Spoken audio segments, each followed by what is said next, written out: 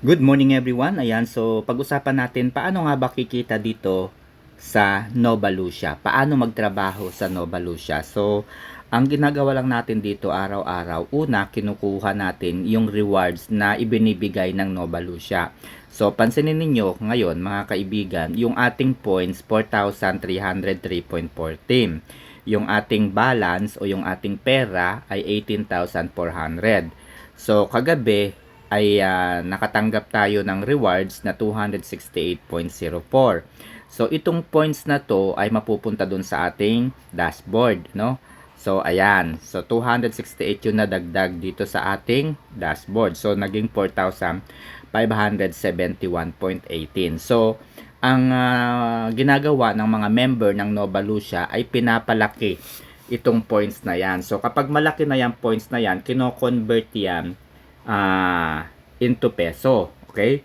So, for example, yung 4,571, i-convert natin yan into money or into cash.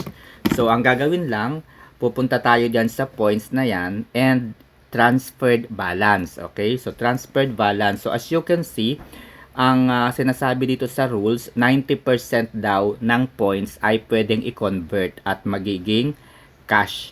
Okay, 413.9. Yan. Ganyan yung kanyang conversion. Okay? So, transfer successful.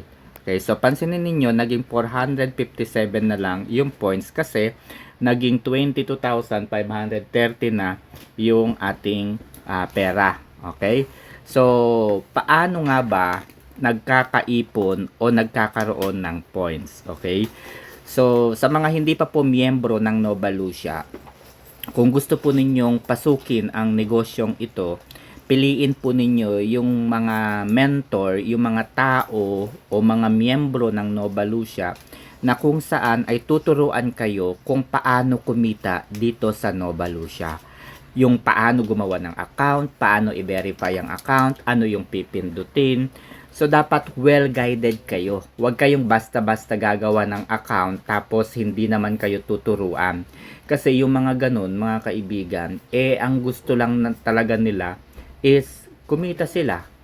'Di ba? Hindi nila naiintindihan yung dahilan at kung paano kumikita sa Nova Lucia. No? Anyway, yung mga yun, hindi naman din sila kumikita kahit na-introduce nila yung Nova Lucia sa ibang tao. Kung hindi naman nila tinuruan yung ibang tao na yun kung paano kumita, ano yung mga dapat pindutin dito sa Nova Lucia, hindi rin naman sila kikita. Okay? So, kung magjo-join kayo sa aking team, ituturo ko sa inyo paano nagkakaroon ng points. So, kagaya po nito, pipiliin po natin itong presyo na ang halaga ay 1,480. Ayan, kung saan ito po ay meron points, no? Meron points po ito na matatanggap. 18 points po yung matatanggap natin dito. Ay di meron na akong 18 points bukas. So dadagdagan ko pa another 18 points. Ayan. Okay, so 18 points po yung makukuha natin dito lagi, no? Sa Elite plus Elite. Okay, so as you can see, ayan, no, you will receive 18 points. So 18 points times 3 na yon, tatlo na yon. Okay? So, 18 times 3. Isa pa.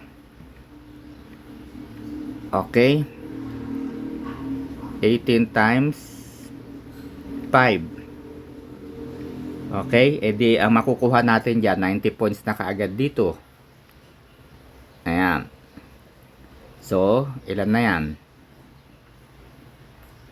Aha. Okay, so tapos na. Okay, so 18 points tapos na. Okay, so ibig sabihin, dito naman tayo sa Plus Pro. Dito naman sa Plus Pro, ang points na makukuha natin dito ay 14 points. So 14 times 5 naman po yan. 5 beses po tayo pwedeng mag-participate. Okay, so hanggang 5 product po ito yung pwede nating salihan. Okay, so 5 na po tayo dito sa Plus Pro. Okay, so tingnan ninyo, hindi na ako pwedeng mag-participate sa group buying dito kasi nakalima na tayo. Okay, dito naman guys sa Pro Plus Max, ayan, nakalima na rin tayo dito. Last na rin po yan. Okay, so kung bibili pa tayo ng isa, hindi na pwede. Okay, so i-check natin. 'Di ba? Hindi na. So ibig sabihin guys, itong natitira na sa ating balance na 413 ay withdrawable amount na yan. So pwede na natin yang i-withdraw 413. So i-withdraw na natin 4,000, ilan na ba yun? 4,113. So pag withdraw natin yan guys, ayan, withdrawal request submitted. Okay, so pansinin ninyo, wala na siya sa balance. So ibig sabihin, diretso na siya sa ating GCash. Okay, sa mga gustong gumawa ng account dito sa Nova Lucia, pumunta lang kayo sa description ng video na ito at ituturo ko sa inyo ang step by step na pamamaraan kung paano kumita dito sa Nova Lucia. Paano nga ba ang tamang registration? Okay, dapat sundin po ninyo yung registration process. Okay, kung hindi po ninyo susundin yon, baka magkamali po kayo. Pagkatapos po, i-message nyo yung aking Facebook account para maturuan ko kayo ng iba't ibang mga pamamaraan para kumita dito kay Nova Lucia.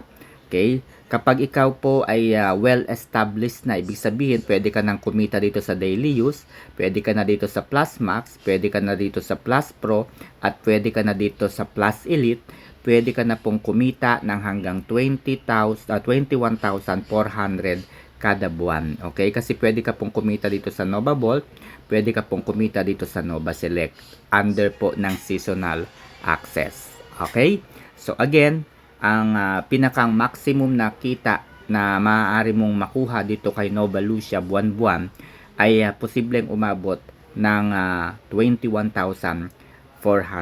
Okay? Again, kung gusto mong pasukin ang negosyo ng Nova Lucia, join ka sa aking team para maturuan kita ng iba't ibang pamamaraan at syempre step by step procedure kung paano gumawa ng account, paano i-verify ang account. Okay? So, makakaasa ka na gaya ng ibang mga miyembro na ating natutulungan na ngayon ay kumikita na rin po ng marami. Pansinin po ninyo, no? Meron na po tayong miyembro dito na 560 na po lahat. At lahat ng 560 na yan, guys, ay kumikita po, no? Kumikita po yan dahil tinutulungan po natin. Iniisa-isa po nating tulungan yung lahat ng yan. Okay? So, kailangan natin ng extra income dahil sa pagtaas ng presyo ng petrolyo. Okay? Nandyan na po yung diesel. Umabot na po ng 130. Yung iba po ay 150 pesos na per liter. Okay? So, yung halaga po ng peso ay bumaba na rin po, no? Can you imagine? $1 is equivalent to 60.11 pesos. So, bagsak po yung ating ekonomiya. Okay? So, yun lang guys. And, sana ay naintindihan ninyo ang eksaktong proseso ng Nova Lucia.